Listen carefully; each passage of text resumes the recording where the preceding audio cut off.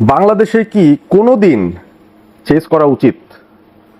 বাংলাদেশ জাতীয় ক্রিকেট দল একের পর এক ফেইলড রান চেস দেখিয়ে যাচ্ছে আমাদেরকে, এবং এক এক দিন এক এক ধরনের একটা ডাউনফল, এক এক ধরনের একটা ডিজাস্টার আমরা কিন্তু চোখের সামনে দেখি। এবং দিন শেষে যে ঘটনাটা ঘটছে সেটা হচ্ছে বাংলাদেশ টসে জিতলেও আসলে হেরে যাচ্ছে। তার কারণ হচ্ছে ভালো একটা বোলিং কন্ডিশনে আমরা বোলিং করার সিদ্ধান্ত নেই, প্রতিপক্ষকে কম রানে আটকে দেই, কিন্তু তারপর নিজেরাই সেই রানটা চেস করতে পারি না, রানটা যতই ছোট হোক না কেন। প্রথম ওয়ানডে হিসেবে আপনি চিন্তা করেন 142 টার্গেট ছিল, সেটা বাংলাদেশ চেস করতে পারেনি, 25 রানে হেরেছে। সেকেন্ড যে ম্যাচটা, সেখানে তো আরো অনেক বেশি রান করতে হতো, 248 রানের টার্গেট ছিল, যেটা গত ম্যাচের তুলনায় 100 রান বেশি। উইকেটের ধরন ভিন্ন ছিল, উইকেটটাই ভিন্ন ছিল, ব্যাটিং এর জন্য খুব একটা বেশি অসুবিধাও ছিল না। এবং একটা পর্যায়ে বাংলাদেশ যখন রান চেস করছিল, তাওহিদ হৃদয় যখন ব্যাটিং করছিলেন তানজিদ তামিমের সঙ্গে, মনে কিন্তু হচ্ছিল একটা ক্রুজ কন্ট্রোলে বাংলাদেশ আছে এবং খুব সহজেই বাংলাদেশ ম্যাচটা জিতবে। তবে জানি না, কিছু একটা ঘটে যায়, এবং সেই ঘটনাটা কি সেটা উদ্ঘাটন করতে হবে আমাদেরকে। একটা অন্যরকম চিন্তা ভাবনা আমাদের মধ্যে রাখতে হবে যে আসলে ম্যাচ জিততে হলে আমাদের আসলে বোধহয় রান চেস করে হবে না, সম্ভব না। এটা কোনোভাবেই আমরা মানসিকভাবে সেই দৃঢ়তা দেখাতে পারছি না যেটা দিয়ে আসলে একটা ম্যাচ জেতা যায়। হতে পারে এটা আমার ইনিশিয়াল রিয়াকশন, কারণ মাত্রই ম্যাচটা দেখে শেষ করলাম, টিভিটা অফ করলাম, খুবই খুবই ডিসঅ্যাপয়েন্টিং। আমি একটু বাইরে ছিলাম, এসেই যখন বসেছি তখনই দেখলাম মিরাজ সেই শটটা খেললেন এবং আউট হয়ে গেলেন শেষ ব্যাটার হিসেবে। তার আগের ঘটনাগুলো কি ঘটেছে আসলে? নুরুল হাসান সোহান, তাওহিদ হৃদয়, তারাও যখন উইকেটে ছিলেন তখনও তো 6-এর নিচে করে রান লাগতো, তখনও তো 100-এর নিচে রান লাগতো। যখন সোহান উইকেটে ছিলেন মিরাজের সঙ্গে, তখনও কিন্তু একটা সিচুয়েশন তৈরি হয়ে গিয়েছিল। মোসাদ্দেক হোসেন সৈকত, তিনি আসলে ওই অস্ট্রেলিয়ার সঙ্গে দুটো ম্যাচে দারুণ করার পর এখন কি হচ্ছে তার? আমাদের অনেক ধরনের সমস্যা। এই ওয়ানডে টিমে একটা প্রপার নাম্বার 7-8, এই দুটো পজিশনের যে দুজন ব্যাটার, এই ব্যাটার নিয়ে বা এই ব্যাটিং ক্যালিবার নিয়ে আমরা কি জিততে পারবো? সেটাই হচ্ছে সবচেয়ে বড় কথা।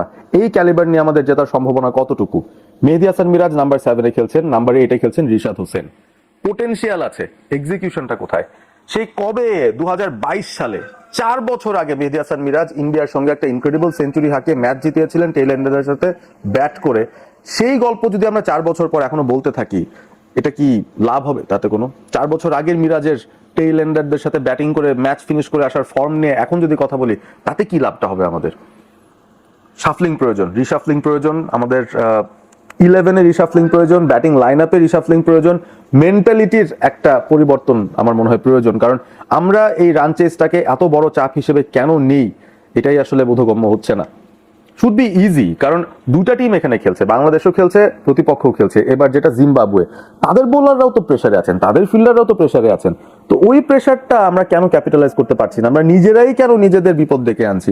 তানজিদ তামিম কেন এরকম একটা সিচুয়েশনে, যখন ব্রায়ান বেনেটের মতো একটা পার্ট টাইম বোলার আসলেন, দুটো বল দেখার আগেই কেন একটা র্যাশ শট খেলে তিনি আউট হয়ে গেলেন, যেখানে তিনি পুরোপুরি সেট ছিলেন? তাওহিদ হৃদয়ের সঙ্গে একটা দারুণ পার্টনারশিপ হচ্ছিল, এবং আমার কথা হচ্ছে সেই পার্টনারশিপেই ম্যাচটা শেষ করে চলে আসা উচিত ছিল। কারণ বাংলাদেশ টার্গেটটা জানে, এবং তারা জানে 5-5.5 করে রান তুলতে হবে, হাতে আছে 8টা উইকেট। এই অবস্থা থেকে আসলে ম্যাচ হারাটা বাংলাদেশের পক্ষেই সম্ভব। দুঃখের সাথে বলতে হচ্ছে, এটা আসলে আর কিছু বলার নেই, ডিসঅ্যাপয়েন্টিং। এবং সিরিজ হারলাম আমরা, বেসিক্যালি জিম্বাবুয়ের সঙ্গে আমরা আমাদের ওই ওয়ান ডে সিরিজ জেতার যে স্ট্রিকটা ছিল সেটা হারালাম। খুবই খুবই দুঃখজনক এই বিষয়টা। এখন শেষ ওডিআইতে যাই হোক না কেন, বাংলাদেশ 300 রানেও যদি জিতে যাক না কেন, 10 উইকেটেও যদি জিতুক না কেন, তাহলেও কিন্তু সিরিজটা আমাদের হচ্ছে না। এই আফসোসটা নিয়েই বসে থাকতে হচ্ছে। এবং ওয়ানডে দলের এই অবস্থা, আমরা কিন্তু কয়েকদিন আগে দেখলাম টেস্ট র্যাঙ্কিং এ বাংলাদেশ আবারও 9 নেমে গেছে, ওয়েস্ট ইন্ডিজের নিচে, জিম্বাবুয়ের কাছে হেরেই। এই ওয়ানডে সিরিজ হারার পর বাংলাদেশের র্যাঙ্কিং তো আরো নিচের দিকে যাবে। এই টেনশন কি কারো আছে? আমি জানি না। যাই হোক, থার্ড ওয়ানডের জন্য শুভকামনা জানাই বাংলাদেশ টিমকে, ছাড়া তো আর কিছু করার নাই। বাট খুবই খুবই দুঃখজনক। আমি জানি আমার চেয়ে অনেক বেশি দুঃখ বাংলাদেশের প্লেয়াররাই পাচ্ছেন ড্রেসিং রুমে বসে। তারাও জানেন নিশ্চিত জেতা একটা ম্যাচ তারা আবারও হেরেছেন।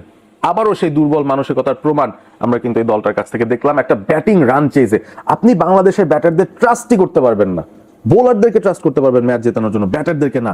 তারা সেই আস্থাটা এখন অর্জন করতে পারে নাই আমাদের মতো ফ্যানদের কাছ থেকে।